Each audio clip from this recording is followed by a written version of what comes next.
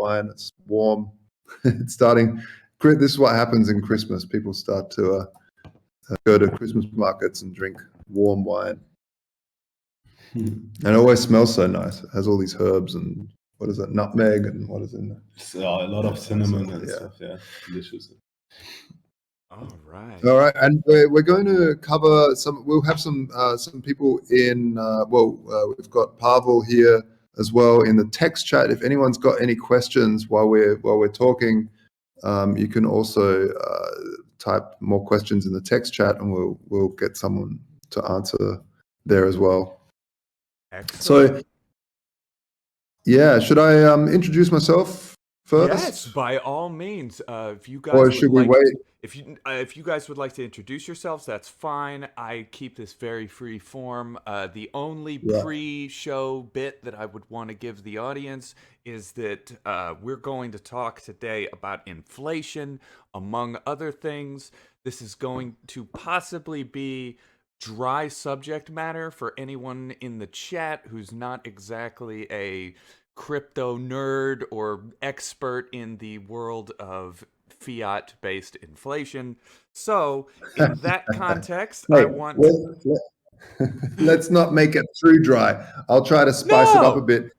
No. We're not here to make this boring. We're here to inform everybody. We're here to spread information. Yeah. But because of the somewhat politicized nature of inflation at this time, I feel like it's important for everyone in the chat to keep in mind that all of the opinions that they will be hearing are not necessarily financial advice and to only represent the opinions of the speakers, not necessarily the opinions of every member of the Wolves of Wall Street, every member of TheStandard, or myself. And with that being said, I believe we are ready to go. All right.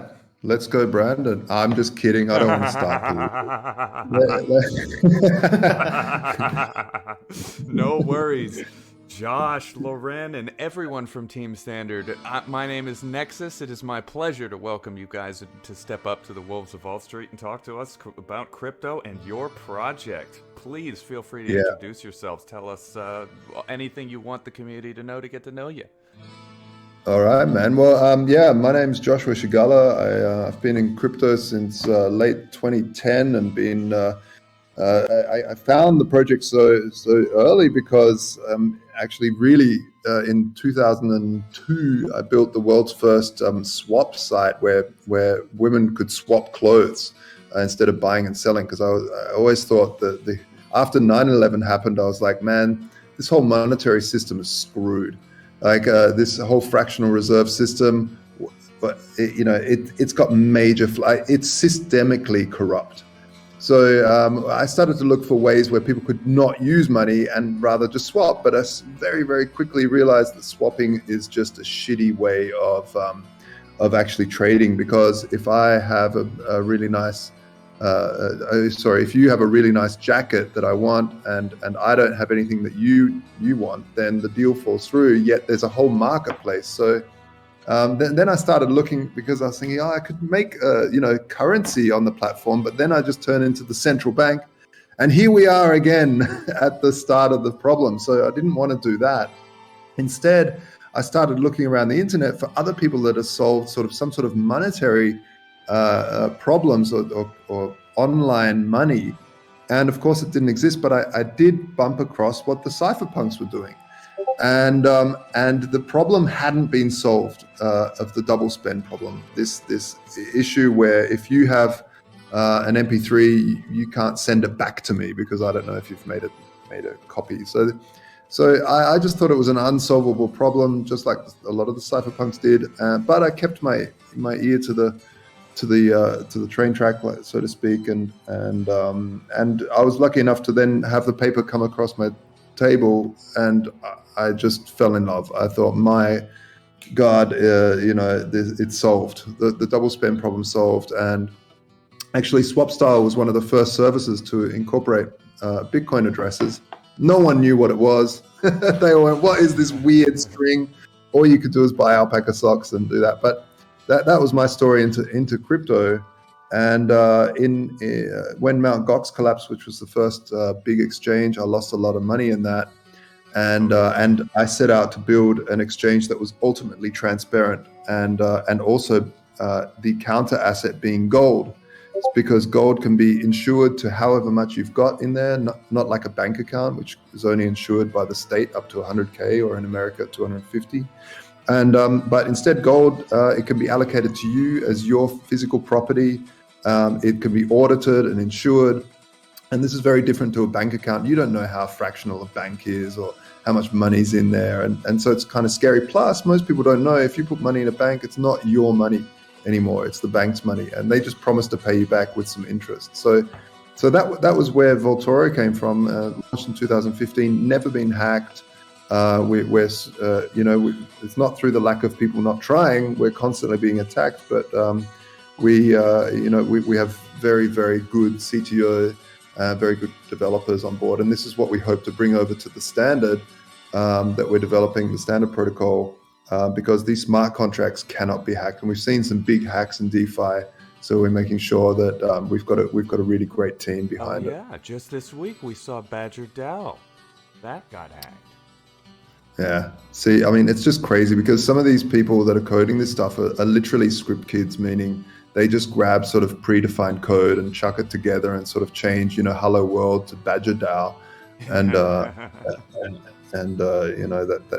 it's no good. So yeah, it's really important to find solid teams and we're a bunch of OGs in the space that see not only a problem in the whole stablecoin system, like the whole centralized stablecoin nonsense and CBDCs and USDC and all this crap that's actually an existential threat to crypto, and we can talk about why that is in a minute. But rather build something that's better and decentralized and solid.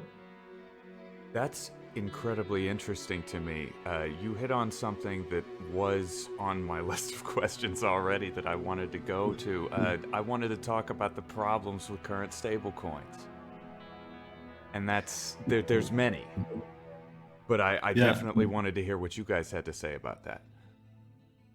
Yeah.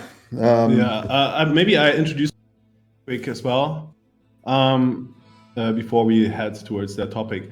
So I'm Lauren Belitza, also co-standard. I started my career pretty early on as a 15-year-old entrepreneur organizing student parties. And then once I had, I did it for a couple of years, and then I had all the contacts to all these clubs back in 2009, 2010.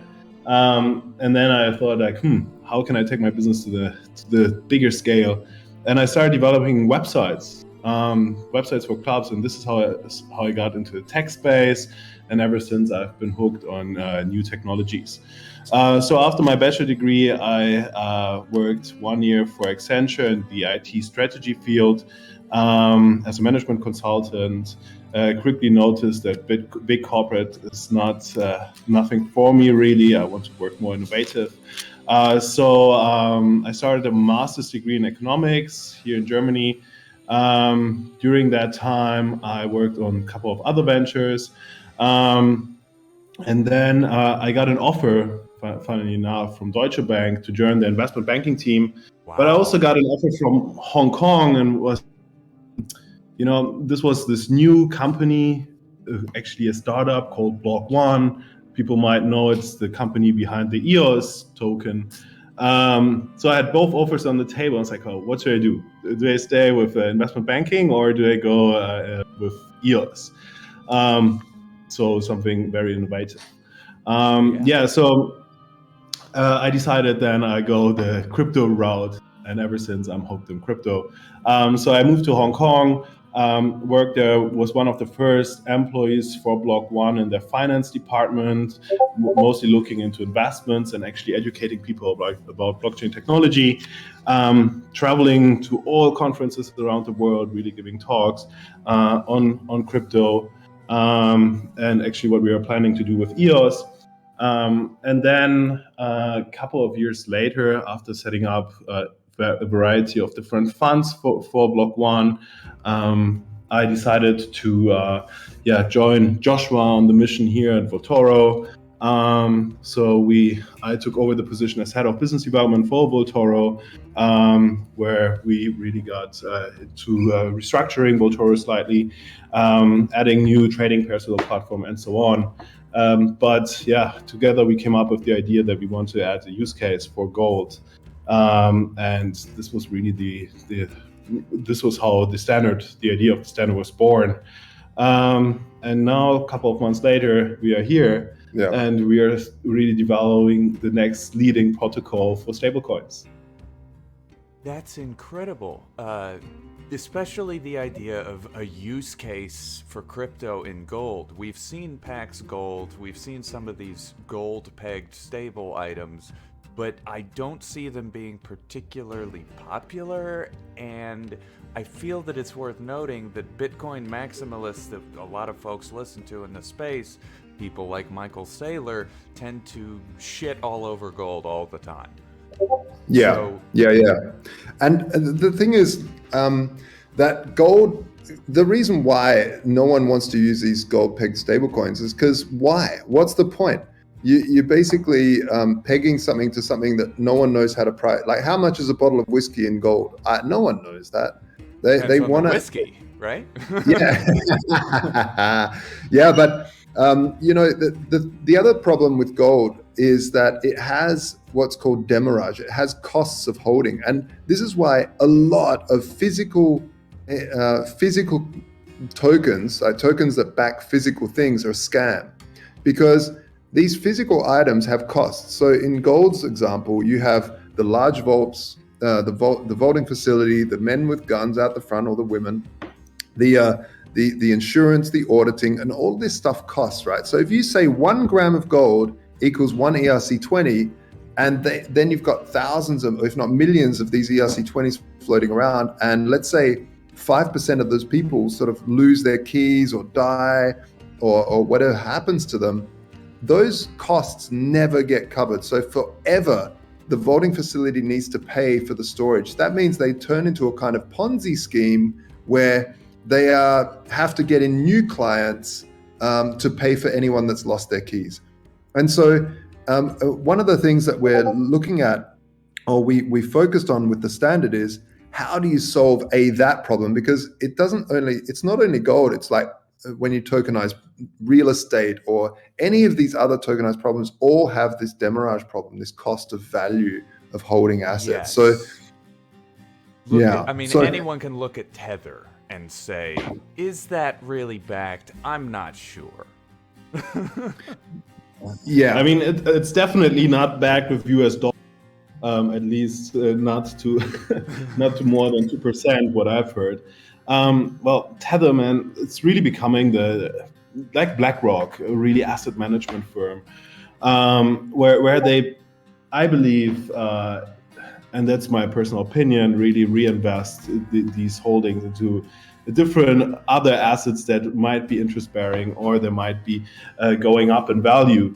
So yeah, all these centralized stable coins, basically, the lack of transparency allows them to really take advantage of the situation and take the money that they promised to have in US dollar and put it in something else that might be able to crash. Yeah, what I like to give people the example of why these stablecoins, these centralized stablecoins, why it's so important as a community that we move towards decentralized stablecoins and what we're building at the Standard, as well as Maker token and stuff like MakerDAO. Like, these protocols are much better than these centralized stablecoins. Let's talk about why. When paper money first started being used, it was because people would walk around with big heavy pockets full of silver and go to the marketplaces to buy watermelons and groceries or whatever it is. Or the coins on the string, right? Which get heavy. They get heavy, man. Like, no one wants to carry that crap around. So they went to the vaulting facilities. They would drop it off there because it's more secure. The vaulting facility would write a receipt for your silver, and eventually, rather than going back to the vaulting facility, picking up some silver and doing your shopping, you would just start to trade the receipts in these marketplaces, and that's kind of where paper currency comes from. This sheet of paper, the equivalent worth of 1 ingot of silver.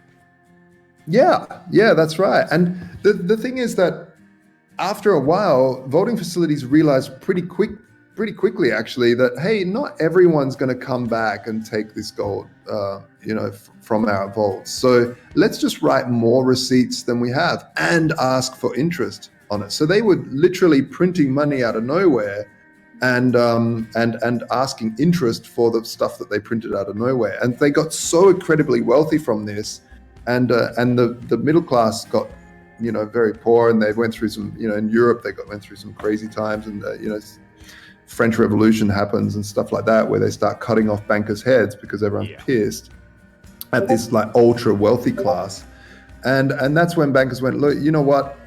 Here's the scam that we've been running. I tell you what, let us continue doing the scam, and we'll pay you a cut if you keep some money by us. And everyone's like, oh, all right. So that's where interest comes from. You get a little bit of a cut of their scam. But at the end of the day, it's a corrupt system. They're printing money out of nowhere. They've got less in reserve than they need. And if you scale that up to a national level, where you have federal reserves doing this in every single country and printing money out of nowhere, the US now printing $3 trillion in the first quarter of this year, outrageous. Like it's outrageous. It's insane. So really, what we're looking to build at the Standard is the ultimate stablecoin solution that is backed transparently by crypto and gold, where anybody can collateralize a smart contract, then issue a stablecoin like standard euro or standard yen or standard ruble or standard shekel, standard USD, whatever they want, but it's fully backed by either crypto or allocated bullion sitting in participating voting facilities. And this is so different. But before we go there, I definitely want to continue talking about why like Tether and USDC are doomed to fail. Yes, absolutely. I myself have found that in my trading, I tend to utilize stable coins like USDC and DAI to be my kind of pocket profits, if you will. When I make a sell, when I sell, I don't actually sell into dollars. I tend to hold it as crypto. What would be the problems with someone holding in USDC or USDT? I know a lot of traders do that. Yeah, I mean, in the short term, as a short hold, there's not a major problem there. But where the problem comes from is a systemic problem, where if we as an entire ecosystem are relying on billions of dollars sitting in these accounts and something happens. So let's talk about what could happen, right? There's multiple attack vectors. So when you're trusting centralized stablecoins, you're trusting 4 different attack vectors. You're trusting, 1, that the software works. So the software can't be hacked. That's the software in the wallets. That's the software in the contracts that they've written and such like that. So that's one attack vector. But that attack vector is also in the decentralized ones like Maker. That also exists there. Really? What doesn't exist, well, yeah, I mean, you have to trust that the Maker contracts, when you collateralize a MakerDAO contract and generate DAI, that contract can't be hacked. So there's software there, or that the Trezors, that isn't a problem there. Like in software, it's a general thing that's an issue in the whole system, right? That's something that gold doesn't have. It's like, it's a chunk of metal sitting in a vault, right? It's pretty basic. But the second attack vector on the centralized stablecoin is, hey, you know what? This is a company. If the company doesn't perform well, they could go into fractional reserve. If they're speculating wrong, or they're just buying crap for their office, like expensive chairs from Italy, and this is what we saw in the tech boom, in the .com boom. You just had people just being extravagant, not running proper businesses. Then also the economy could collapse because they go into fractional reserve. They don't do anything right. The third one is, hey, they're holding one-to-one supposedly money in a bank account. What if there's another banking crisis, global banking crisis, and that whole bank goes bankrupt? And there's, you know what, how much they're insured for? Yeah, they've got billions in the account. They're insured to like 250K in the States. So you're pretty much screwed there. Wow. And the third, right? And the last attack vector is the government. The government that the bank account and the company sit in could become hostile. So, hey, you know, the government decides, hey, you know what? We're creating a CBDC now, and we're going to make all private centralized stablecoins illegal. Or, oh, by the way, there was a massive dark market with using USDC. We're going to shut it down because you guys aren't doing enough. And by the way, USDC have it in their smart contracts that they can freeze anybody's account. So if you're holding USDC, they can actually freeze your money. And a lot of people don't know that. Yeah, so a lot of people had to assume that because they're holding crypto that no one can freeze it, regardless of which token it is. Yep. That's going to be a revelation to some people, I would imagine. Yeah, definitely. Yeah, I mean, and the whole concept, I think you haven't explained the negative interest rates. Yeah. That with negative interest rates, these business models don't work. So, for example, here in the Eurozone, the central bank, European Central Bank, tries to incentivize people to spend their money to get out of this like COVID crisis, economically speaking. And really, negative interest rates break the business model of centralized stablecoins. Because how would you hold the US dollar in a bank account that you have to pay for, and this on billions of dollars, when you have to cover these negative interest rates? So it just doesn't work. So and the world is going, like, inflation is becoming a big issue around the globe. And really, what we can see here is the government and central banks are desperately looking for a way out of this. Negative interest rates don't really work here in Europe that great. Just saying that means also that this is also the reason why there's no centralized euro stablecoin that's actually widespread used. And the same thing will happen to all the US dollar centralized stable coins once the US goes negative interest rates. Yeah. So the future, what we learned from this is the future is not centralized stable coins. The future is something else. And then our biggest competitor that Josh and I actually really like is MakerDAO. But it's just the first generation of decentralized algorithm-based stablecoins. And MakerDAO, what they did was really impressive. Like they used the same mechanism that central banks use to peg the price of their stablecoin to the US dollar, so to peg DAI to the US dollar price. And that's really, really impressive that it works. So Josh and I were following MakerDAO almost since the beginning, and we are pretty surprised that this works so well. However, the MakerDAO protocol has some downfalls. What we earlier mentioned is that we find evidence that their DAO is highly centralized. Having the centralized power exposes the whole protocol to risk that we think is not right. The second thing is there's only one output, and has a horrible name as well. I mean, what you call the stablecoin DAI, which sounds like dying. So DAI is the single output. Why don't you allow people to have a multi-output of stablecoins, like a euro, like a shekel, and so on? And then the third thing is really high transaction costs. I mean, our dream is to build stablecoins that are actually built for transactions, so that people can start paying with them.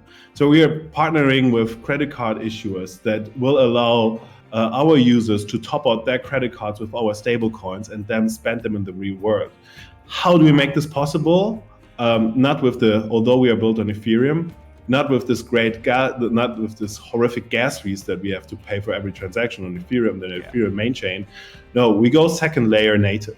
So we are really looking into solutions to the gas-free problem that will allow and facilitate being still on Ethereum, have peer-to-peer transactions that are actually affordable. Yeah, this is why, like, like I said in the early, we're a bunch of cypherpunks at heart and early OGs in this space that understand some of the problems. Of course, everyone understands high gas fees are fucking stupid. Yeah. Sorry for my French there, if there's people underage. Problem. Yeah, like it's really frustrating because what people tend to do is head over to other chains like Binance Smart Chain, which has sacrificed decentralization for efficiency. And really, that's, again, the wrong direction to head for this space. As we see the world heading more and more into slight little mini authoritarian moments, or if not so many, we definitely, frequent and crazy. We want to make sure that we stick to principle, and this is key. So some of the tech that we're heading towards very heavily is the ZK Stark solution of validity proofs rather than optimistic rollups. These validity proofs, the great thing about them is that you can sit on layer 1, have a smart contract on layer 1 and on layer 2, and they can talk to each other, which is really, really amazing. There's multiple things that come with that, but Starkware, for instance, which isn't fully appreciated yet, is, I think, one of the best solutions for Ethereum scaling on the second layer, because optimistic rollups have like a 7-day settlement period, which is just insane. You know, you have to like go to main chain and you have to wait 7 days. It's just bonkers.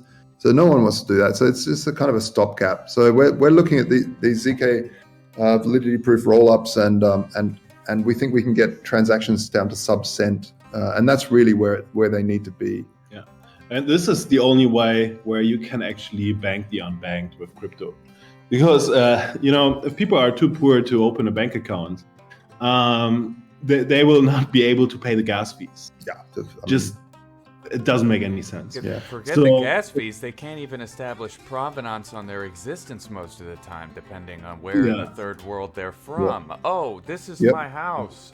Sir, do you have any proof of that? Well, my father inherited it from his father, who inherited it from his father. Sir, that's not good enough. We're going to need some documentation for that land. Yeah. Not only that, then in depending on what country, get some dodgy guy that's near the computer going, actually, it belongs to me now. Exactly.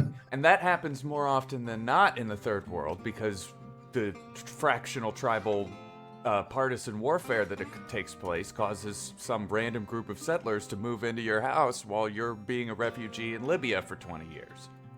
Yeah. Happens a lot. I mean, so the vision really for the standard is to be the global standard for decentralized stablecoin issuance.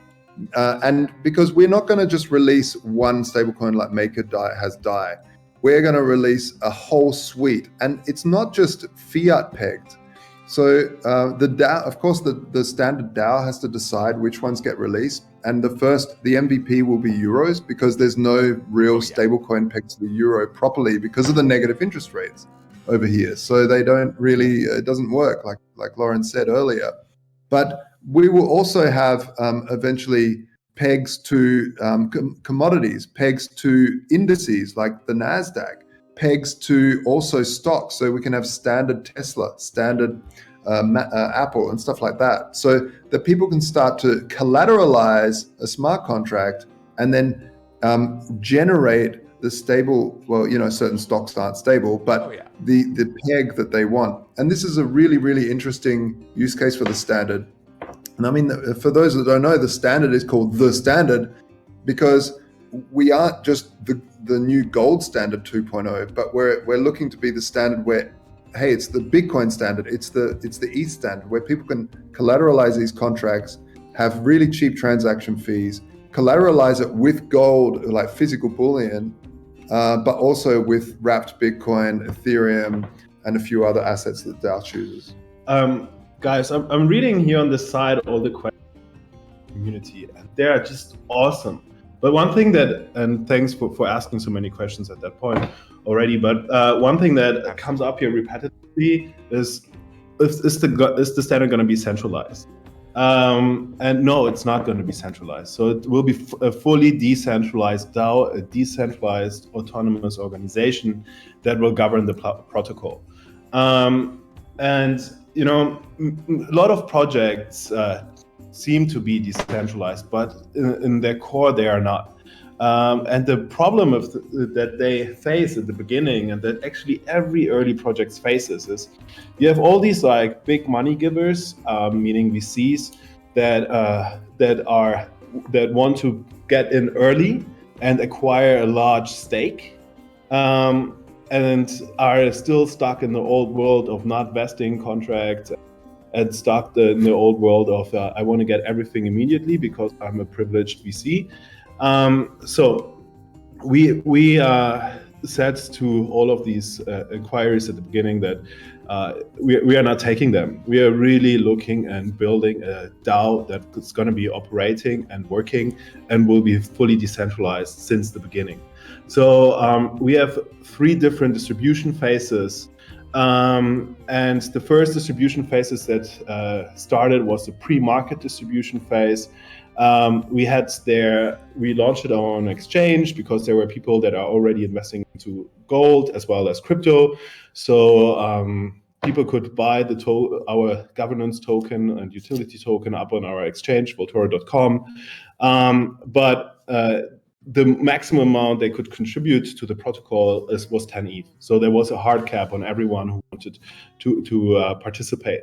And then we had a second allocation in a pre-market, which was also sold out within a couple of days. Really was for strategic investors only, meaning people that open doors to other crypto projects, to liquidity pools, to other DeFi projects, and so on. And all of that participants at that pre-market, they really go through long vesting periods, starting a year, going up, getting longer. So we ensure that the platform is going to be decentralized, number one, and number two, no rug pulls will be possible. Yeah, we've seen this far too often where really good projects actually raise a whole bunch of money too early and don't put it through vesting, and then the VCs just basically rug pull the system. The team gets the blame, but the VCs like dump all of their coins when it goes public, and then everyone piles on top of that dump. And then even though the project's kicking goals, like their developers are kicking goals, they're moving forward, and then they're destroyed. And it's just unfortunate. So we made sure we didn't make that mistake. We've got enough capital to not have to like be desperate with what money we take. So we've actually rejected some VCs that didn't want vesting, and said, no, this is the deal. You either take a linear vesting period over 24 months or you don't. Yeah, join us. Exactly. So this was the first sale phase, which we are closing at the moment. And then on the 15th of December, the next sale phase will start, which is a private sale. We looked into various ways of doing it. And what we found is we want a fair launch system that allows people to pile in without high entry barriers. But also people that are already engaging with us should be rewarded. So we didn't want to go through a really centralized exchange. Neither did we want to do it on a more or less launch pad that belongs to a centralized exchange. So we decided to go on copperlaunch.com and the .app, I think. Is it app? Okay. Yeah, copperlaunch.app. Okay. And it will kick off on the 15th of December. So that people get the chance to participate. So just to go on about that a little bit, what it is we really look for a fair launch mechanism using Balancer. So what we do is we put the liquidity into these Balancer pools, and people just come in and they basically participate in a Balancer. So the price, how it's fair, the price starts and just starts dropping every minute until people are happy that that's a fair price. Because what we've seen with a lot of ICOs and stuff in the past is they just put their price way too high, and all of a sudden all these people pile in, and then the price dumps on all the early investors, and we didn't want that. So and similarly, some ICOs, they put their price way too low, and it gets sold out in a minute. And that's the end of that. And basically they undervalued themselves. So with this mechanism, it's a decentralized way of distributing it. It's really fair because it finds the price. The market finds a price pretty quickly, and so that's what it is. But yeah, that's the launch. But I really want to go back to what we're building with the standard and make people understand that, because Sure. One of the things that really worry me about DAOs in general is the apathy in terms of governance. So what does that mean? Yeah, I mean, sorry, Nexus, we talk so much. No, this is why you're here. I am just a vessel for the community. Please keep going. This is glorious. Oh, thanks, man. Yeah, so DAO apathy is this big issue where people just hold a bunch of DAO tokens in a massive portfolio, and they never show up to vote. They never show up to actually use the tokens and do stuff. And if they do, there's some DAOs that like to try to incentivize voting by like saying, "Hey, we're going to pay you and when you come and vote." The problem is you get really bad data because people just show up and just click on anything, get paid, and leave. Yeah. So the data that comes out of these sort of incentivized structures of voting are just terrible. So we sat down to think, right, if we have multiple stablecoin outputs through this decentralized stablecoin, we need to figure out how to set those interest rates, because that's effectively what pegs these different tokens. And so with MakerDAO, for those that don't know, what happens, how do you peg something to the US dollar? How do you peg a token to the US dollar that's decentralized? Well, what you do is you allow people to collateralize a debt position, collateralize a smart contract with a bunch of Ethereum or Bitcoin, or any old crypto, I guess. And you say, okay, you're allowed to borrow 50% of that value from yourself. So you take a loan from yourself and you generate a stable coin. Now that stablecoin is just a token. It's like a bit of paper. It could be value of 0. But how does it keep that value? What they do is they say, hey, for borrowing this, there's an interest fee and from yourself. So if the, let's say, standard euro, let's say that's what the stablecoin is pegged to the euro, if it drops to 80 euro cents rather than being 1-to-1, the system would lift interest rates a little bit. And some people would say, I've got this debt to myself. These interest rates are a bit high for me to swallow, so I'm going to pay off my own debt. So they go into the secondary market, they buy up a whole bunch of S euro, and that, that causes demand. What happens when you have demand? Well, the prices lift a little. And so you would then get an equilibrium back to 1-to-1. And the same if it goes over. So if it becomes €1.10, the system would lower interest rates, causing more people to borrow from themselves, flood the market with more liquidity, more supply equals prices come down. So this is the mechanism that's used, but how do you get people to decide that interest rate? And that's what's a really important question. And we've thought about it a lot. How do you get participation? And really the key here is gambling. Yep. That's a terrible word for it, but speculation. The whole industry is speculators. There's a lot of traders. So what we're looking at using is prediction markets.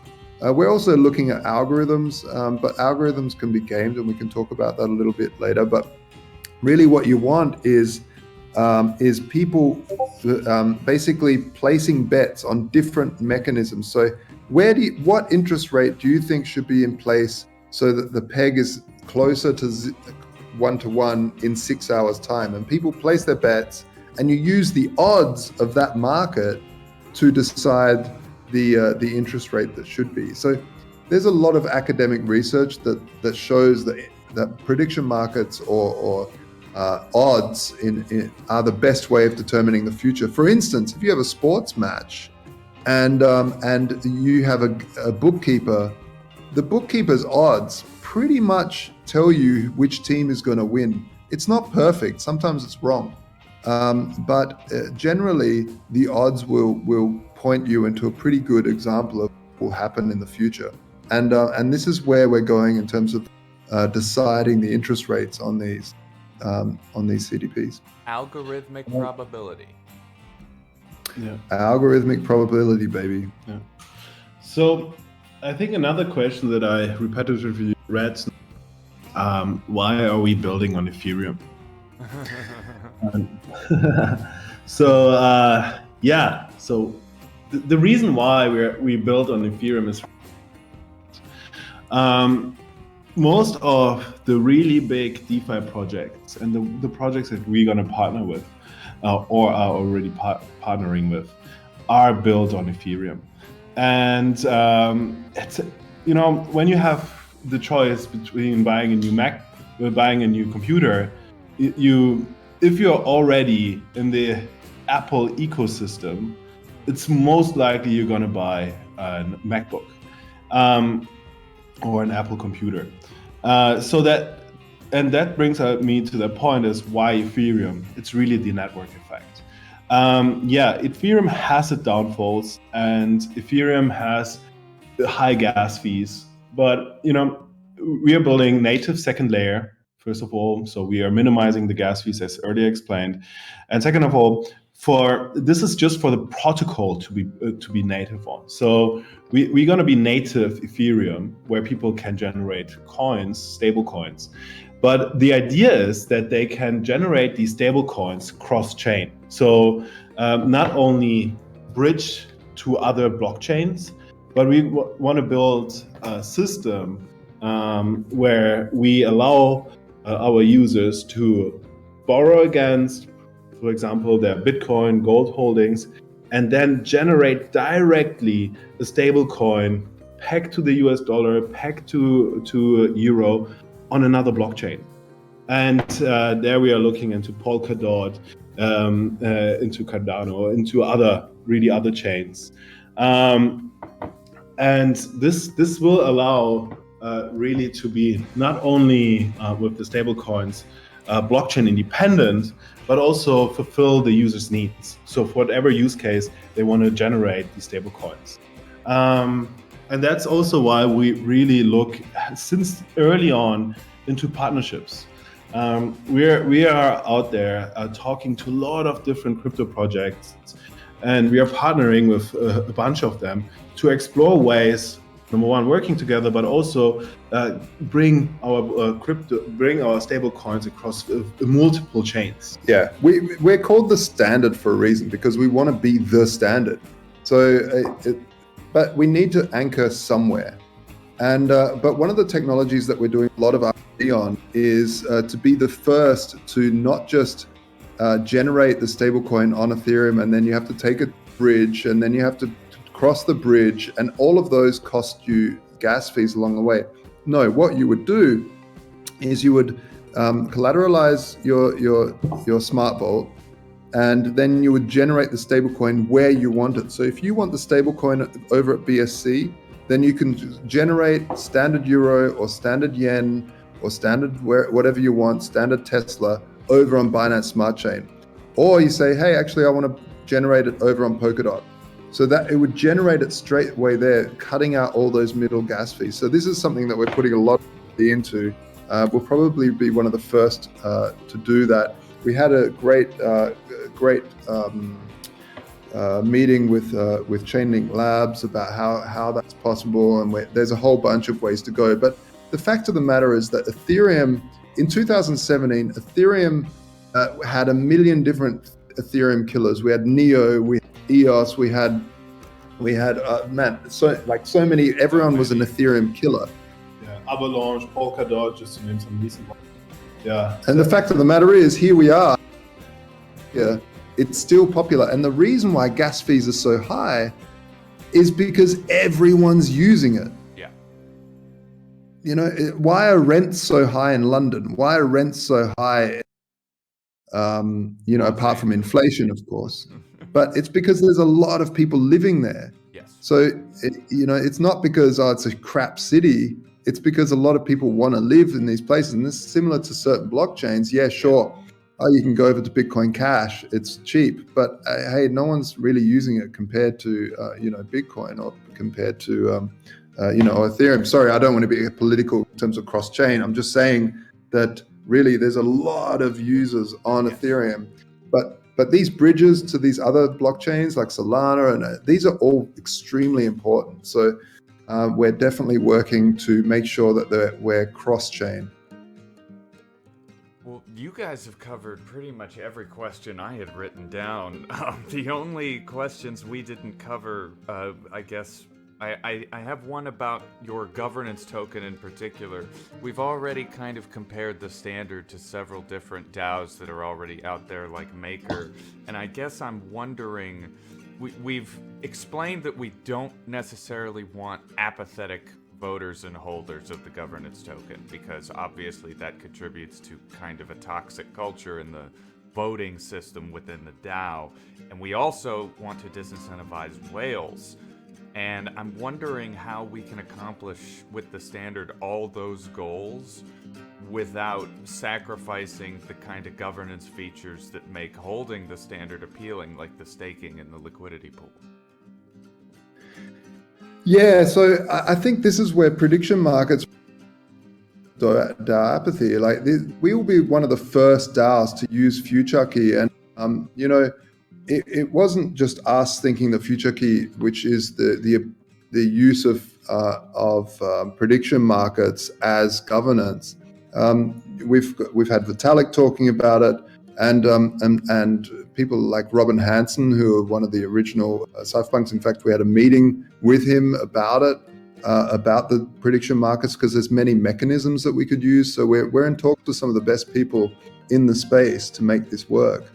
And it's definitely a very complicated way of making it work, but it will remove that centralization, because, hey, look at some of these markets. There's thousands of people all working away to try to make a buck in these markets. So if you come along and you're like, hey, the market on TheStandard for this certain stablecoin is saying that the right interest rate is this, but I know better, there's a hell of a lot of money to be made by being right, because everyone else is wrong for something, for some reason. Yeah. So I do feel like that the ability for people to speculate on the correct answer will enable a lot more participation, and it'll really give us good market data of how to peg these coins. Excellent. One of the questions.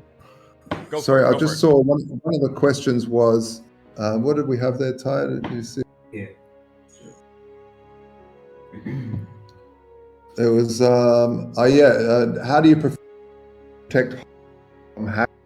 Yeah, this is a massive problem. And we mentioned it just at the start there. The software side of things and these smart contracts are really tricky. So we want to make sure that you basically, when you're choosing which project, you want to choose a good team. We've run Vaultoro, which was the world's first Bitcoin physical gold exchange, built in 2014, launched 2015. We get attacked all day, every day, to try and get in. We've never been hacked.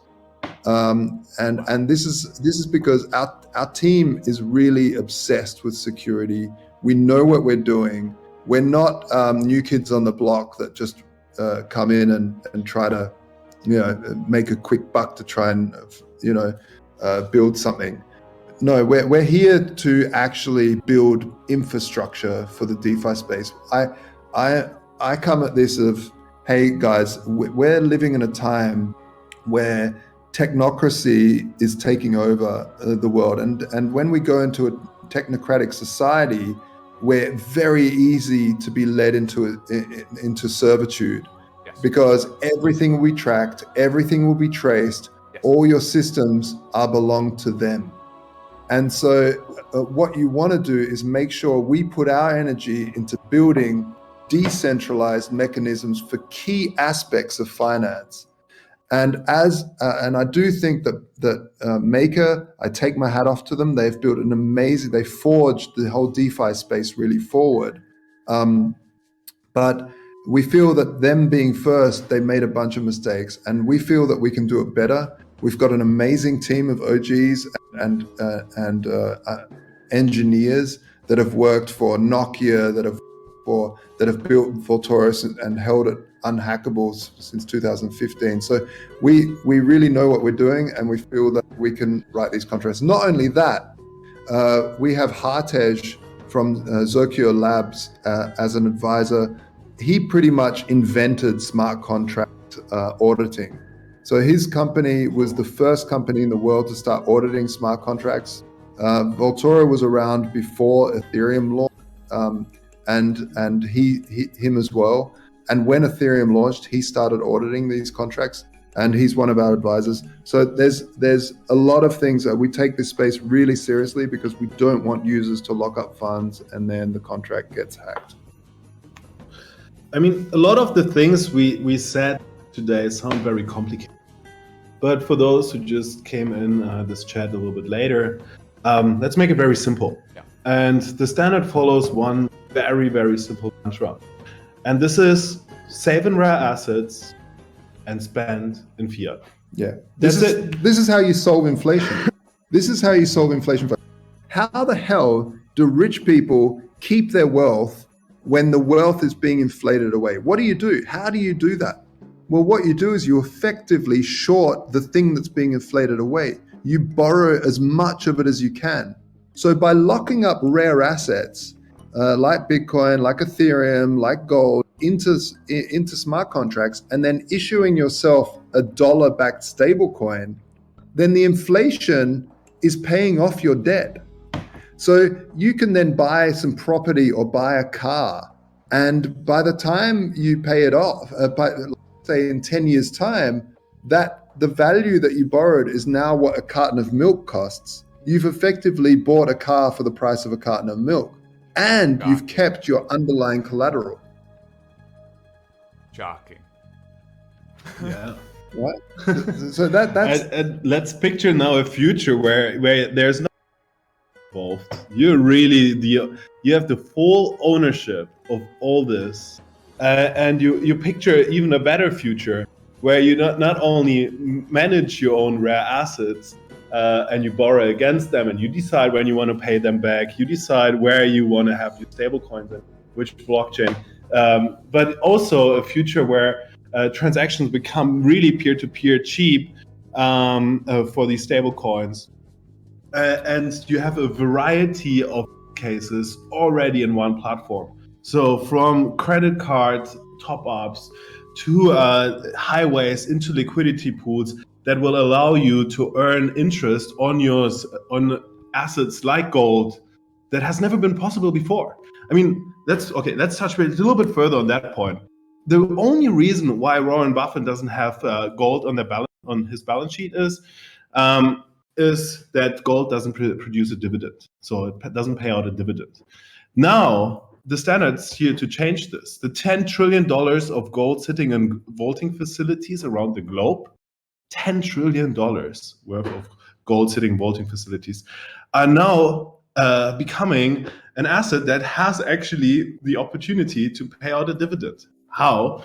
People can use that gold to borrow against it, generate a stable coin, take that stable coin and give it into liquidity pools, and earn a beautiful APY every year on a very, very stable asset.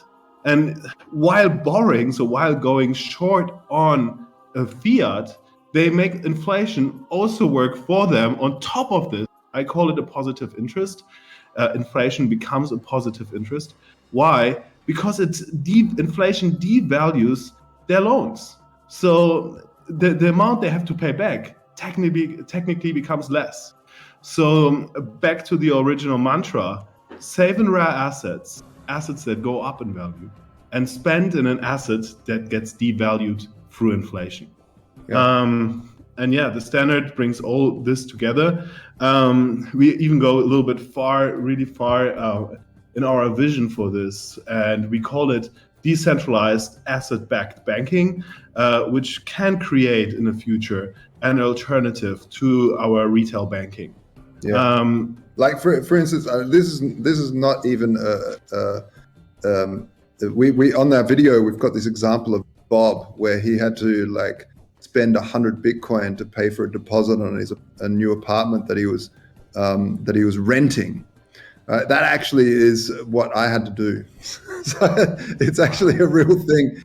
And you know, it was back in the day when Bitcoin hadn't anything. And now I could have bought like, you know, 10 apartments in cash if I'd actually been able to keep the Bitcoin and borrow against them rather than just selling them. And so this is really what the standard hopes to do. If in the US, for instance, guys, in the US, 78% of people live paycheck to paycheck. Fact. They never get the chance to save. Fact. I have to emphasize that. Wow. Yeah. This is a great conversation. I just want to say, please continue. Yeah, and let's picture now in a world where people, the 78%, are living paycheck to paycheck, not able to save. They will not be able to participate in the investment world because they have nothing left at the end of the month. So and this is not because they have no savings practically because they don't earn enough. But how will they break that cycle? Well, they can wait for 10 years to climb up the ladder in their company and try to earn a higher paycheck that will allow them to save. Or they look into the DeFi space, they find the standard and they decide, okay, I'm going to buy some gold that I expect will go up in value in the next 10 years.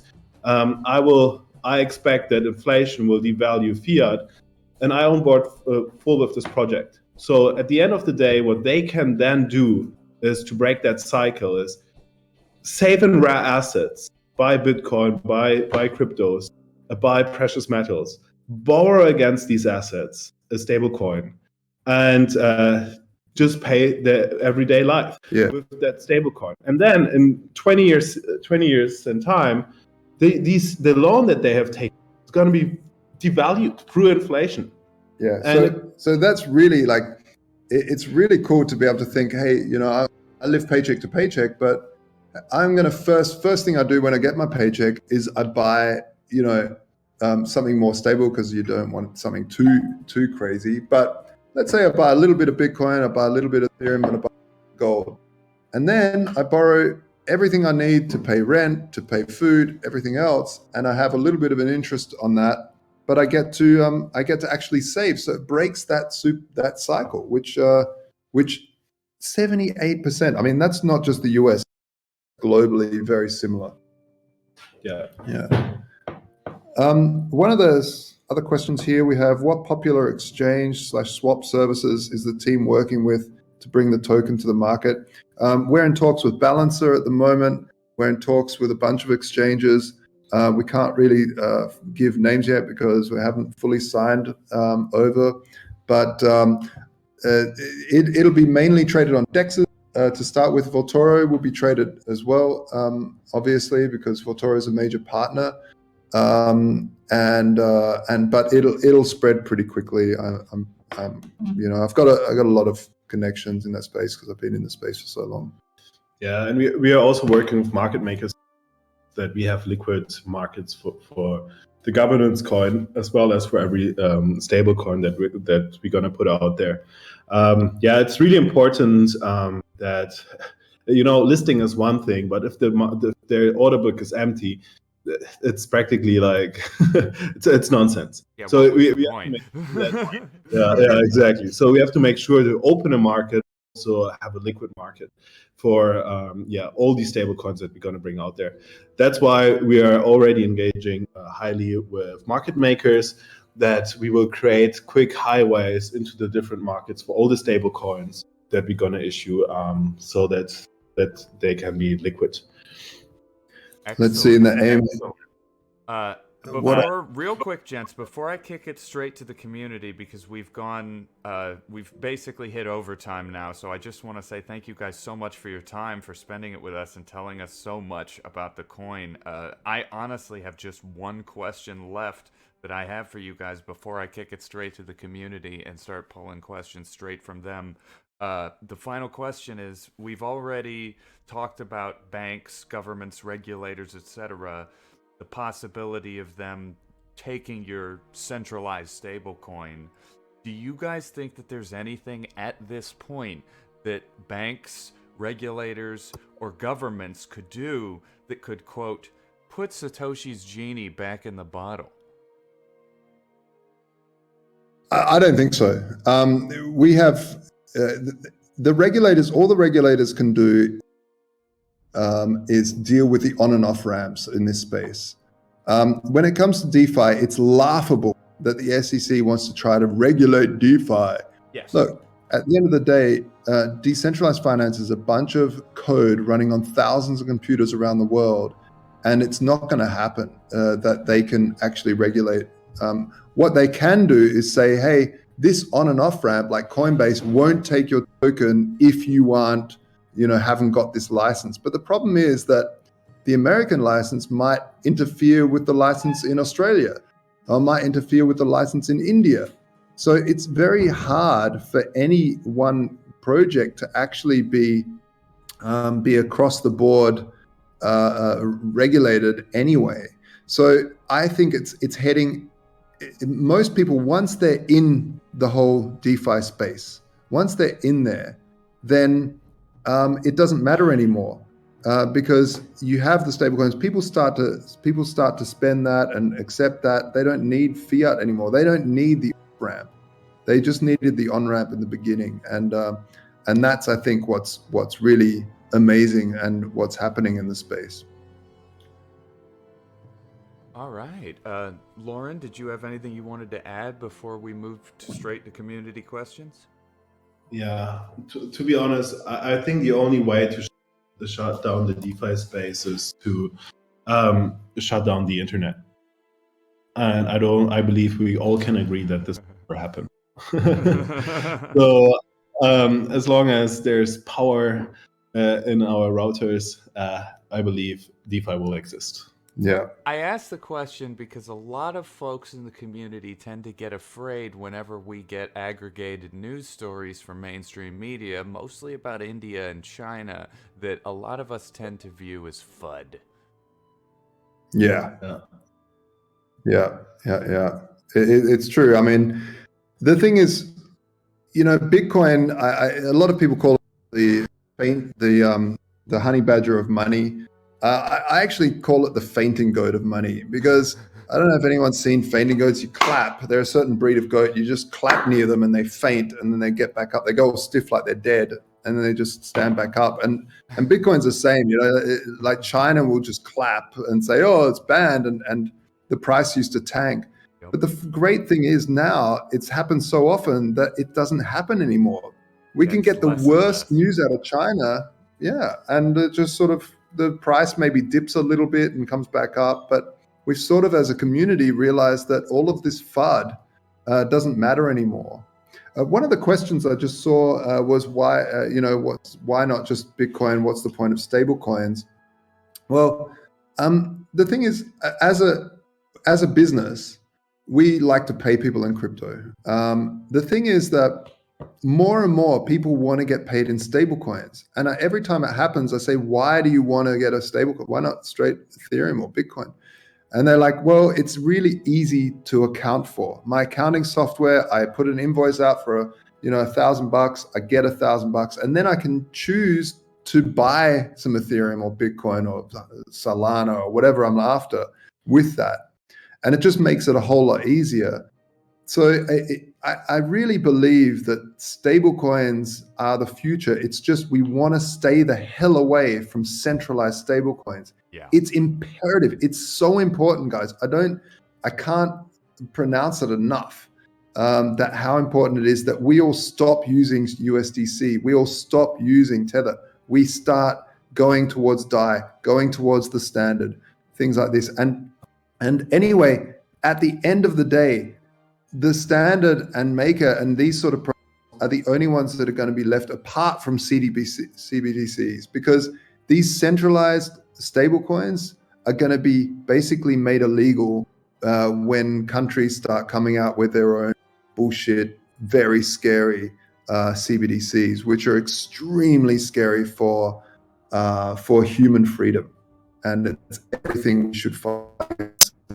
We build a better world. Cypherpunks build. Cypherpunks write code. Cypherpunks don't put up with the crap of the state mafias trying to control our money.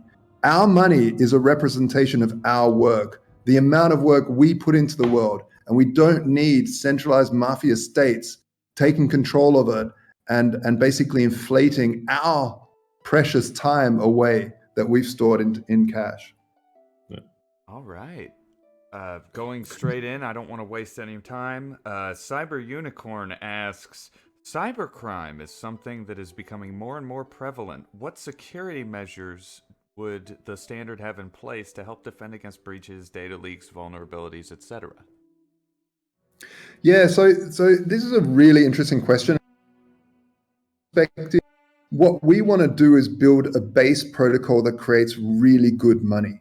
And really good money has privacy built in at the end of the day. And privacy will come to Ethereum. I'm already in talks with a lot of people that are working on the ZK side of things and stuff. But at the end of the day, what you want is police to do good old-fashioned police work. It's the whole concept of shutting down bank accounts and following and freezing accounts. This is all very new. And it's very useful in the fighting of crime because it's quick, but it can be very easily taken over by bad actors. So I believe if there is a bad actor, the blockchain is there. People can be able to track and trace, and the communities will be able to. And we've seen this with large hacks where companies around the whole cyberspace will come together. I refuse to call it the metaverse because Facebook screwed us. Yeah. So I'm sticking to cyberspace. Around cyberspace that that come together and say, hey, there's coins coming. Can you just stop that? And it means that, like, that large hack that happened recently, the guy ended up giving back all of the money because it's just too hard to launder $1 billion through them. So I think there's free market mechanisms of people working together in the space to say, hey, this is a pretty shitty move that just happened. Let's try to stop it. And I also think that that good old-fashioned police work is what will be needed in the future, rather than just freezing accounts or reversing transactions. Very interesting. All right, Roddy asks, e-commerce is very common today. How long do you guys think it'll take for the rest of us to be able to shop in crypto and stablecoins and not just in fiat? Sorry, can you repeat that? I was looking at the question. No problem. It's a crypto adoption question. The user is asking, how long do you guys think it's going to take for us to actually be able to shop in regular retail face-to-face stores in cryptocurrency and not just fiat? I think it's happening quicker and quicker, and we're seeing, of course, El Salvador is a big example of a country that's starting to, but the fact is that I don't like the fact that one big government decides now everyone will accept crypto. I'm like, hey, everyone should be free to accept it. And I got into Bitcoin when really it was just a few people, crazy people. Like you could basically what's going on in the whole network. And there was one place where you could use Bitcoin, and that was to buy some alpaca socks. And back then, it was all about going door to door and saying, hey, accept Bitcoin, it's the thing, and you had to really explain it, and it was like a very hard sell. Nowadays, it's not the hardest sell. And so I think it's happening more and more. But I think that at the end of the day, this is again why stable coins are important. People need stability and certainty, and then they have the opportunity to choose something that moons, to buy something that moons with the thing that's got stability. But they accept the thing that's got stability. So I think let's say I'm just going to chuck a number out there. You're going to see a lot, and this is one of the things that we're doing with Standard actually, is that the TST token, which is the governance token, has a treasury built in. So when you pay off a debt, and when you pay off your own debt that you take on yourself, what we do is allow people to pay that debt either in the stablecoin, in standard euro or whatever they borrowed, or they can pay it in TST for a 50% discount. So we believe everybody's going to want to pay in TST. And when that happens, it automatically gets sent to a treasury, and the TST holders can decide what to do with it. They can decide to burn the TST, they can decide to airdrop it, they can decide to use it for marketing or business development. When this business development is super important. This is why Alipay was everywhere in Australia within like a year or two, because they have a full business development team. This is something that Bitcoin didn't have. And so TST will have it, and we'll be able to go around with this treasury and do business development with bricks and mortar, with other online services to accept the stable coins. Just FYI, TST is our governance coin. That's the ticker of our governance coin. Yeah. The standard token. Yes. Okay. In that same vein, I'm going to skip ahead a little bit because I want to keep going down this line. EB asks, any user that can hold large amounts of TST can easily control or shape the vote of a specific proposal. Do you guys have anything in place to prevent whale manipulation of TST proposals? So this is why we've, at the beginning, been really, really careful of whales large stakes, and why we've said no to some large VCs that didn't want vesting. It's all about this initial distribution. This is why we're here on the word out to as many people as possible before the 15th when the private sale's happening, so we get as many people as possible. But I think it's a very, very interesting question. I want to say that maybe there's certain things we can do in DAO and the Discord, and we discuss these sort of topics to say, you know what, as we're coding this, let's say that, yeah, every token is a vote, but you're only allowed a maximum of 50 votes or whatever it is so it doesn't matter if whales come in, they've still only got a maximum of X amount of votes. So there are solutions to this, but really the best solution is doing things right early on, because protocols usually get centralized, not that when they exist and when they're fully running, but they get centralized when in the early days. So in the early days of the token distribution, when whales buy up a whole lot, this is when protocols suffer from centralization.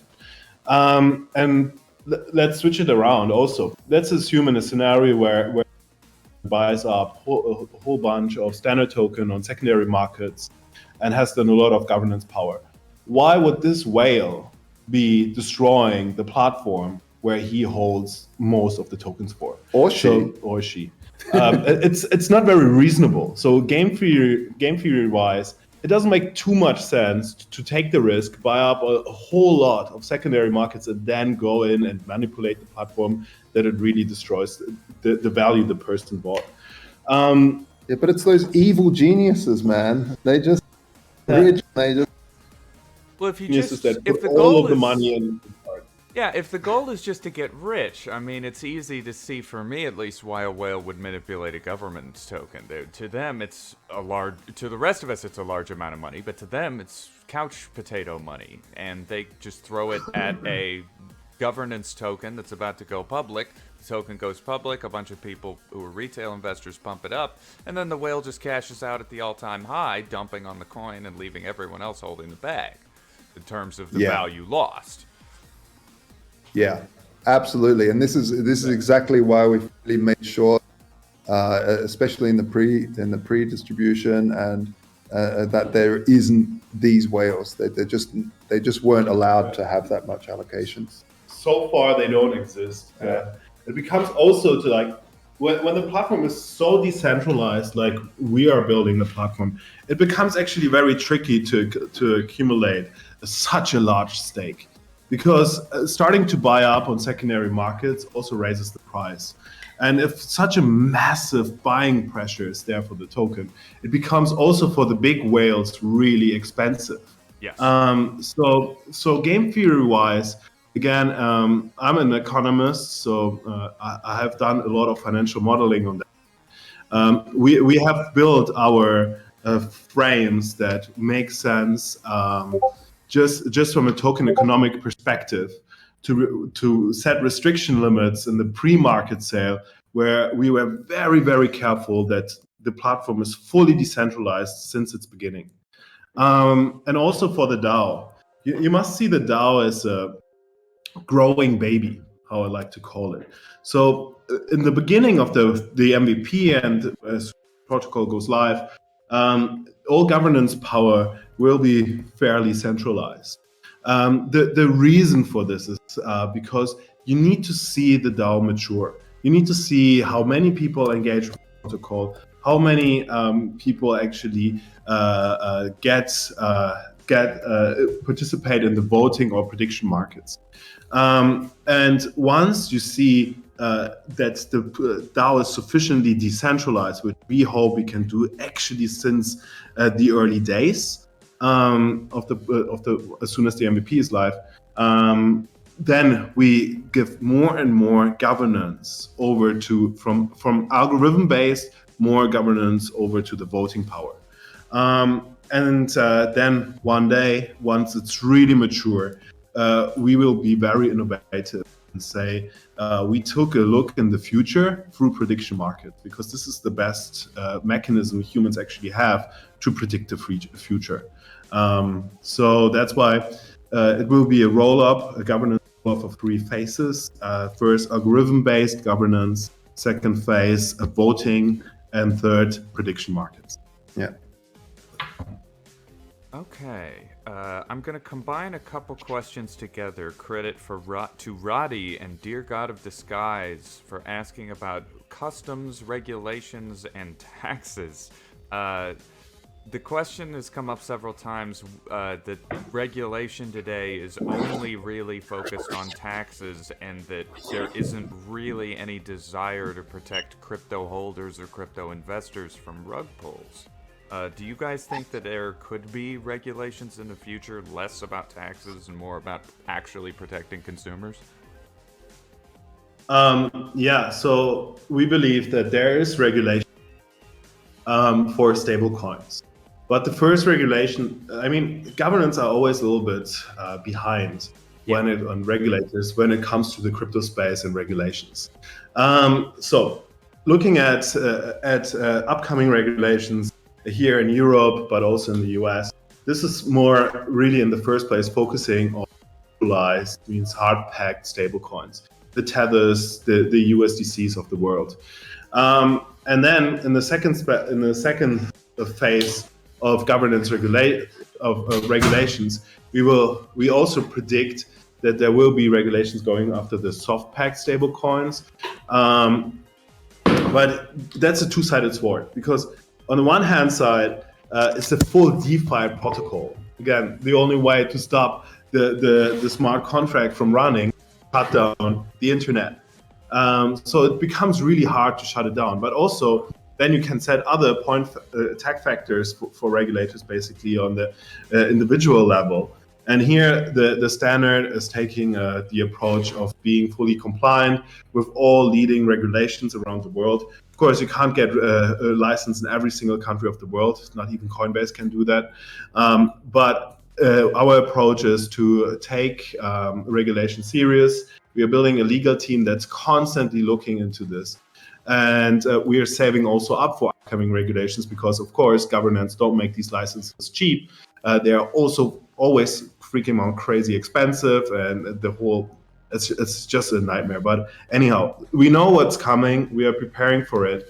And that's the best approach that we can take here. Like at the end of the day, guys, this is a decentralized finance protocol. We are writing some code. So yes, we're building a legal team internally for like for the legals when we start. But in the beginning, you're a core team because you're a small team that's building something, and then slowly, as this thing grows, you give lesser, you have less and less power, and you give more way, and eventually, it's just a protocol. It's just a bunch of rule sets within the blockchain that allow people to interact with it, and this is what we're heading towards, and what everyone should head towards.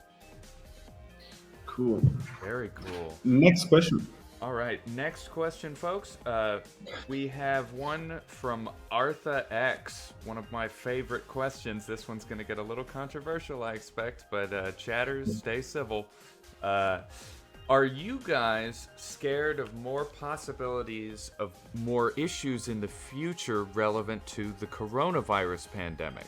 Do you guys think that our worldwide financial situation could worsen more than it is, and how does it look right now from your perspective? So, from an economic perspective, yes, and central bank perspective, setting low interest rates is nothing else than a monetary policy to actually encourage the struggling economies to take out more loans and incentivize investments. And running this low interest rates policy for so long with is not a great mechanism. Why? Because we have two choices from here. Number one, the economy hasn't recovered, but if interest rates gets lifted, the inflation obviously lowers down. But second of all, investments also dry out. So the economy gets hit with a recession. We don't want to, the central bank is trying everything they do right now to prevent this from happening. So that's not a good alternative. But also on the flip side of things, keeping then interest rates so long for so long just keeps devaluing the fiat currency, the US dollar, the euro, and so on, and punishes the middle class. So at the end, the middle class savings that mostly save still in fiat, I don't understand why people do that, but anyhow, so mostly saves in fiat, gets really punished with this inflation tax, I would like to call it. And second of all, people that are earning a salary, their salaries doesn't match, their salary increase usually doesn't match instantly the inflation rise. And when inflation gets really high, how you see right now, percent alone in November, man, it's getting scary because people are then struggling to pay for heating in the apartments. We see people that really struggle to pay their bills, to pay the groceries in the supermarkets because things are getting really expensive, and that's a downward spiral that we are seeing here at the moment. But can I say something to that? Like, Corona's getting the blame, right? And this is really convenient. Corona isn't to blame. Coronavirus is the ultimate tool, right? It's if you're pro-vaccine, then you can get to use it as a club to beat the people who are anti-vaccine. If you are anti-vaccine, you get to use your freedom as a club to beat the people who are pro-vaccine and trying to get you to take it. So what we have is a partisan situation where regardless of people's personal opinions, it's all going to get shaped by their politics and their orbit. Yeah, absolutely. But to that point, the economies of the world already suffering.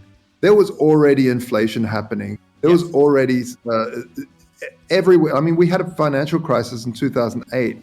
where liquidity just dried up everywhere. CDPs were rubbish, and the banks just continued to be able to do what they did because they got bailed out. And the same thing happened. We were in massive debt. We see like markets just basically going bonkers and strange. If you have a look at the start of the pandemic, all these airplanes were grounded, yet they were trading at all-time highs. Like Lufthansa was trading all-time high. Singapore Airlines trading at all-time high. Yet their planes are grounded. What the fuck was that all about? I it was presume about that was total manipulation. Yeah, they're just receiving incredible amounts of government subsidies to essentially pay for free for the fact that they're doing zero business under account of everything being shut down, which is totally manipulative.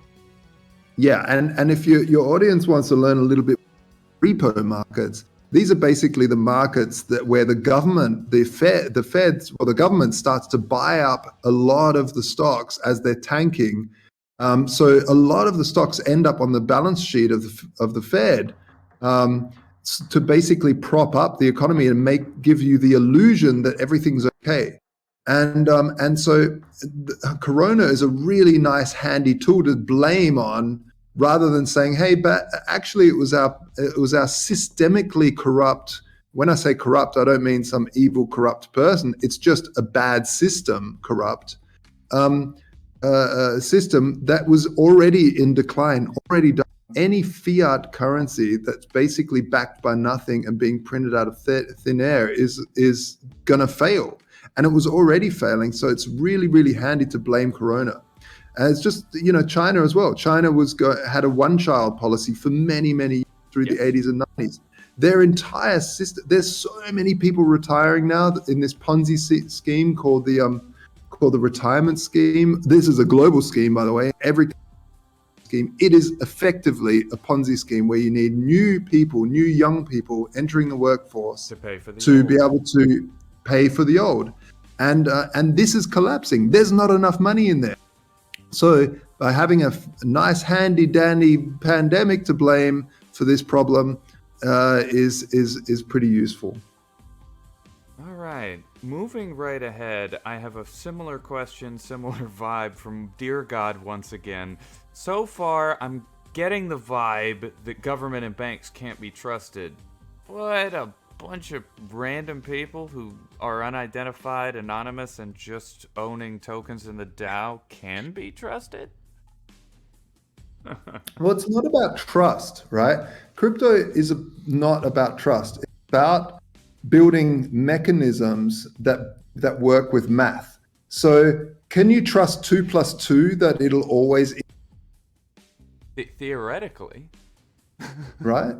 So you want to trust math, you want to trust protocols, and by and the other thing is you want to trust competition. This is one when a lot of people called me a Bitcoin maximalist for many years, but actually I was always a competition maximalist. Always wanted competition, more competition the better, because by having competition, that keeps people honest, or as I like to say, keeps the bastards honest. So you have, if you have, you can't. Maybe you don't trust a decentralized people in a DAO.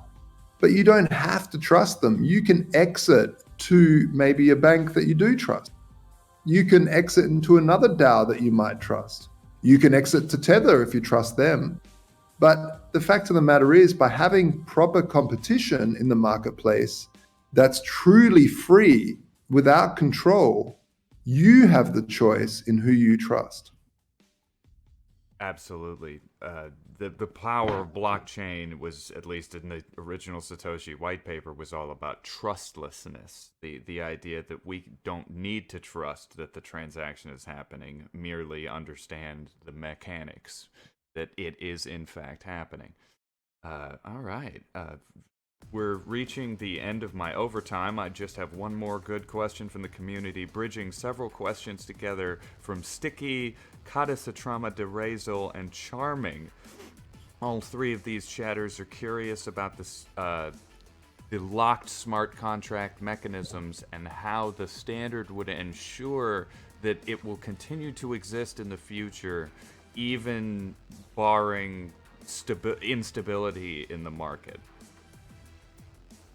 Yeah, so these are the mechanisms that we built. So one of the mechanisms, I'm not sure if this answers it, but it's interesting. So one of the concern problems is mostly security of the platform in the event of, say, time and volatility and adverse market conditions. And basically, how will the holders of tokens within the standard feel that they're going to be protected, even if, say, the team steps away from the project and it becomes just the DAO making decisions? Yeah. So one of the key things to keep the platform working is to keep it at all time over collateralized. So that means that there's more assets backing the stablecoins provably that stablecoins circulating secondary market. So this is the big goal. And actually, it's not only the big goal. This is the first requirement to make this work. So over collateralization. So we took a long time thinking of a fair mechanism to ensure over collateralization. And this fair mechanism is basically we allow people to buy up the assets liquidated from a smart vault that falls below the minimum collateralization rate by staking standard token and stablecoin on the platform, and it automatically distributes the liquidated assets from the CDPs 5% under spot value to everyone who is staking and standard tokens, as well as the stablecoins on the platform. This mechanism ensures that it's, number one, fair, number two, automated and quick, and number three, that the platform really is over collateralized at all time. So even in a massive price crash of crypto, like we have seen in the past, this mechanism is going to be very quick and very automated. So it will allow the platform to stay over collateralized, basically. The second thing is a security measure for people that have their assets in a smart vault. They can choose that when their assets, for example, their crypto, falls below a certain price, that they go into a more stable asset if they fear liquidation. So auto converts, auto trades. Yeah, it will auto trade into gold or another precious metal or in any asset of their choice, to really ensure that their smart vault doesn't fall below that risk level. And yeah, that's basically how you conquer any of major defaults on the platform. Yeah. Awesome. This is something that no one else is really tackling yet. And I think it's really cool. It's really interesting. Yeah. Yeah. So imagine like you lock up a bunch of ETH and it drops 5% 2 days in a row, and you've checked a little box that says, "Hey, automatically trade this ETH that I've locked up into something more stable," and so basically your CDPs don't leak. Wow. That's pretty handy. All right. Guys, you guys have gone well beyond my overtime requirements for this show. I just want to say thank you all so very much for joining us. We've reached the portion of our show where you guys get to help the team decide who is the winner of our best questions. This is usually the hardest part of the show. Oh man, that's tough. Yeah, it is tough. And I personally always secede, kind of, I abdicate my responsibilities here because it's my job to ask you all questions, but the community's here to really give us the meat and potatoes, so they're the ones who deserve the rewards. And I have to encourage you all to please be liberal and select your favorites, because this community engages with every project we bring on, and I think you can see why they're so passionate. Yeah, it's such a. By the way, it's. Sorry, we lost you there. Can you start that sentence again? Yeah, we've looked at many different Discord servers, And I've got to say that this server here, the Wolf of Wall Street, is literally one of the very top tier servers with a great community. You guys are engaged. You guys are talking smart stuff. You're not just bantering about some crap and having bots in there talking crap to each other. It's really real people talking real issues, and I really love that. Well done. Thank you, sir. We appreciate it. So. All right, so on your Discord clients, if you want to look through the questions, at the top of the AMA chat, you'll see a little pinned messages item. These are your, essentially, contestants. All right, so where do you click on the pin? You will see the push pin at the top of the page when you're looking at Discord. Yeah. It'll be in the top right-hand section, just to the left of the search bar. Wow, such amazing list of long questions, great questions. Yes, and we did not have time to get to all of them, so I had to mix and match and combine into sort of united questions to guide the conversation, but this community really knocks it out of the park every time we do this, so it does not make your job easy. Yeah, we can see a lot of good. Yeah, to those of you who didn't get asked, I sincerely apologize. This was absolutely a fire conversation. Man, I mean, we're always available. Jump over there and ask your questions we didn't get to today, or you can continue asking them here. We'll try to drop in as well, or someone from the team. Absolutely, feel free. We can leave this channel open for a little while after the broadcast just to give you guys some time to answer those. So are we meant to choose one, or is the community? Yes, sir. No, this is you all. This is I always pass this torch. This is team from TheStandard decides their favorite questions for rewards. Yeah. I like the question here. What stops? How do you protect holders from hackers? It's from Tevi. Excellent.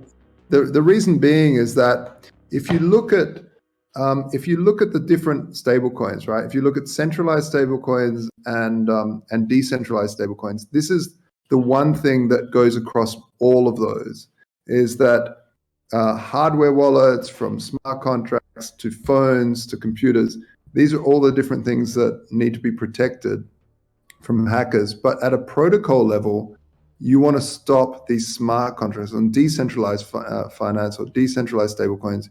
You need contracts that are locking up millions, if not billions, of dollars of value. They need to be watertight. And the simple answer to that is having a very, very stringent process to developing these, having a really clever team, but also having a bunch of auditors to audit your code before anyone goes live. And so thank you very much, Debbie, for asking that. But man, that was tough, because all of these questions are really astute and well thought out. Yes, they are. Were there any other standouts that you felt were worth highlighting especially? Anyone else? Pavel? Say it again. Good questions. There were so many. I feel bad that I wasn't able to answer each one of them. No worries. Yeah.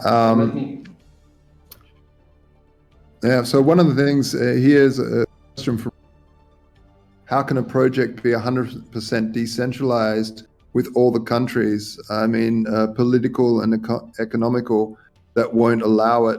The thing is that decentralization doesn't mean that you're allowed anywhere. It means that you're not blocking anybody to voluntarily jump in. So it is a protocol that's running online, that's not mutable. You cannot shut it down. You could just, if you can't reach it, then you use a VPN to go around the thing that's blocking you. But the fact of the matter is, on the protocol level, it isn't blocked from anywhere. It's just is. It's, one country might stop you from going outside and seeing the sun, but the sun doesn't stop to exist. It's still there. That's a weird explanation. I don't know. I don't know. It came into that. I think I found my favorite question, and it was from Doe, because I'm from the marketing department. I also he showed himself interested. What different marketing approaches are you taking to advertise the project and reach the most users? So yeah, I mean, we're still a very young, small team, and so this is why I think you guys are all pretty lucky to hear us talking, because I think you're getting an opportunity pretty early on, but not much. So you guys are like the founding community. But what methods are we doing? Well, I know a lot of key players in this space. I don't want to name drop. I guess, like people like Andreas Antonopoulos and Chris Coney, and there's a whole bunch of people that I know that I'm starting to go into their podcasts and talk about this, and talk about the issues of stablecoins. And so one of the big things for me is educating. There's far too many scams in this space it's known for scams, and so one of my big passions is to go around educating people of what scams look like, and not just scams as in like little weird coins with a dog face on it, but scams as in like I consider actually Tether and USDC and even Pax Gold a scam, because they haven't thought their business model out right. I consider Pax, for instance, a little bit scammy because they don't know how to pay the vaulting facility fees. Then if people lose their private keys, they're going to be holding that gold forever without actually paying it. And so I like to go around. I like to teach people why certain things are not right. I like to teach people and this is another problem of the state.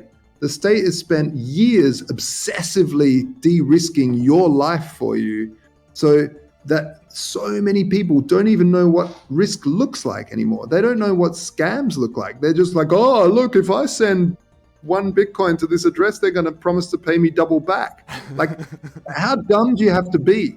Right? But this isn't, I don't blame the people that are falling for this. I blame for this on like total obsession with de-risking everybody's lives. You're not allowed to invest in startups because only, accredited investors are allowed to. Well, instead of banning people from investing in something and allowing them, by the way, to bet on horses and be on slot machines, why not educate them into how do you look for good investment opportunities? How do you deploy capital in the right places? And so, yeah, I think our marketing side will obviously be talking on podcasts, educating people, talking around different communities like we are here. But, also running competitions. We've run a competition for the Whitelist for the last 4 weeks. Awesome competition. Yeah, it was really good. Prizes. Huge prizes. We gave away 5 AirPods, the 3rd generations, 4, what were they? Apple Watches, 3 iPads. We had 2 MacBook Airs, and today we gave away 1 MacBook Pro Max 16-inch. It's epic, this machine, to one of the community members. And so we've got one last prize running for that will be 1 million TST. And it's we asked the community on the Discord whether we should give away the 1 person or split it up into 10 lots of 100,000. The community voted for splitting it up to 10. So we'll be drawing that next Friday. So all you need to do to enter that is to join the whitelist, go into TheStandard.io, TheStandard.io, click the join whitelist, and then you put your email.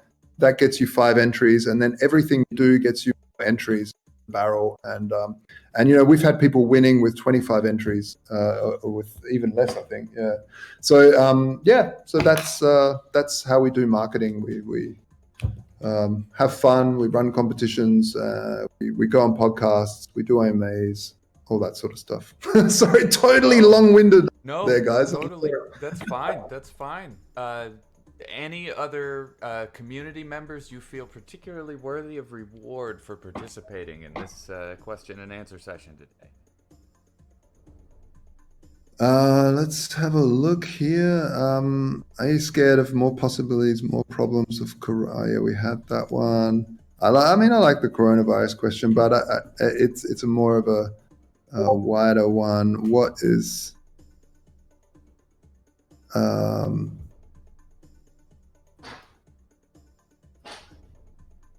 yeah, so why investing in crypto based profitable instead of gold itself? So gold itself, so this is by Dear God of Disguise. Nice. His question is why investing in crypto based on gold is going to be more profitable instead of gold itself. The thing is, gold itself isn't profitable. It's not something that moons. What it does, it stays ultimately stable against other commodities. So if you're to price gold against USD, it might look a little bit volatile. But if you price gold against corn, against pork bellies, against other commodities, you see that it's quite stable because it itself is a commodity. So what you want gold for is to store value in a portfolio of investment, not something that's going to moon and make you a whole lot of profit. What it does is store the profit when you want to take some off the table. You know, gold has had 5,000 years of discovering its price. It's pretty much found its price. Whereas Bitcoin has been around since 2009, it's still trying to be understood by the market how valuable this thing is. And that's why it's a really good investment, especially for young people that can afford to re-earn what they lose if it becomes a bad investment, which I don't think it will. But if it does, they can just go out and re-earn that money. Whereas older people, if you're heading in towards retirement, the last thing you want to do is stick something into a really speculative thing. So you might want to stick it into gold to hold that. Now, gold, it's just a chunk of metal sitting in a high security in Switzerland or in Singapore, and it's fully audited, it's fully insured. That's something that you can't do to your bank. You can't go and insure your bank account to everything that's in there because the insurance company just won't do it. And, you know, by the way, why can't you insure your bank account? Well, insurance is good at one single fucking thing, and that's determining risk. That's all they do is they determine risk. They price. Yeah. So for an insurance company, when they don't insure something, so for instance, another thing they don't, pretty much holding large amounts of gold at home. Why? Because they know the risk of that getting stolen is massive. And why can't they insure your money in your bank? Because they know that the risk of the bank failing is pretty big. So I only, you know, they used to say in Bitcoin back in the day, well, I like to say only hold as much bank as you're willing to use because it's also extremely risky. Yes. So not investment advice, not that financial advice. Not financial advice, totally just educational purposes only. But, you know, this is why you want to hold rare assets. This is why you want to hold land. You want to hold forestry. You want to hold some Bitcoin. You want to hold some Ethereum. You want to hold some gold, some platinum maybe. You know, these rare assets that actually take effort to dig out of the ground. Liquid rare assets. Yeah, liquid rare assets. Very good point. Yeah, and many people don't realize that you know, gold is the second most liquid market underneath the FX market. It's extremely liquid. And when we talk about trillions, so there's $10 trillion worth of gold sitting in vaulting facilities around the world. That's just why we're also focusing on it. And when people talk about trillions, they banter that word very often. And I gave this example on a podcast the other day, and I think it's a really good one to make people understand what a trillion means. If you count to a million seconds, if you count a million seconds, you'll be there for 11 days. If you count to a billion seconds, you'll be there for 32 years. And if you count to a trillion seconds, if you're sitting there wanting to count to a trillion seconds, you'll be there for 32,000 years. So from 1 million being 11 days to 32,000 years, it is a huge number. Trillion is a massive. Yes. The US has just printed 3 trillion in the first quarter of this year. I mean, it's bonkers. So when I say that there's $10 trillion worth of bullion sitting in vaulting facilities around the world, private vaulting facilities, this is a huge market to tap into for the DeFi space. The whole DeFi space isn't worth that yet. So I think it's definitely a worthwhile endeavor bringing bullion into DeFi. So yeah, that's the question from Dear God of the Sky. Yes. Awesome. All right. You guys have gone almost an hour over time. I can't be more grateful that you all have given us so much of your time. I don't want to keep you any longer than you have to stay. Is there anything else you want to say to the community while we have a huge audience listening? Man, join us on Discord. It would be really great to have. Just started it like 2 weeks ago. We've already got 600 people or something in there. But we wanted to start to get people actually talking and discussing these topics, a lot of lurkers. So it'll be great to have some more action. We're doing a lot of tipping and stuff over there too, which is fun. And I see you guys tipping here, which is great. And also, follow us on Twitter. But the best thing you can do is join the Whitelist, on this. Yeah, because that will allow you to join all our different socials and keep up to date with what we're doing and participate in the private distribution if that's something that interests you guys. Right. Awesome. Yeah. Lauren, as well, did you have anything else you wanted to add before we walk it out? Man, it was really a pleasure being here. Thank you. Sorry, if you could start again. We lost you. You cut out. Okay, no problem. Yeah, thank you guys for being here. Thank you also, Nexus, for moderating this. It was awesome. Yeah.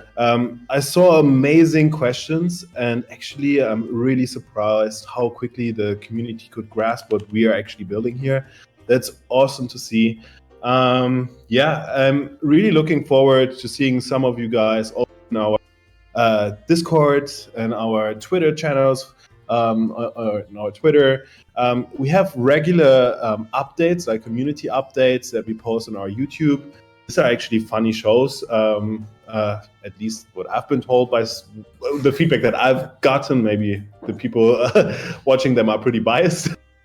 But anyhow, so join us in our channels. Let's keep in touch. And yeah, once again, thank you guys for being here.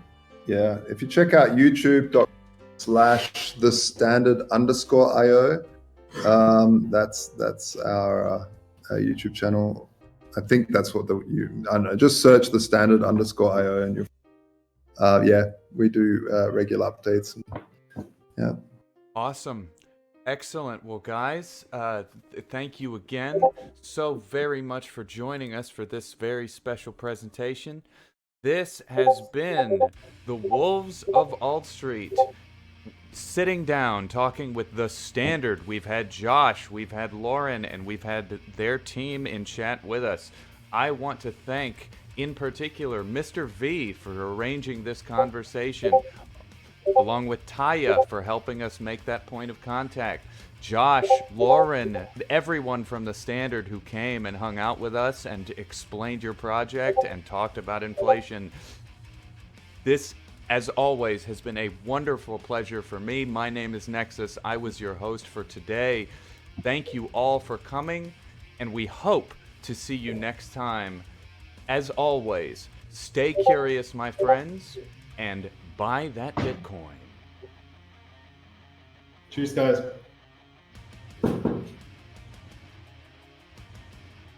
Thank you.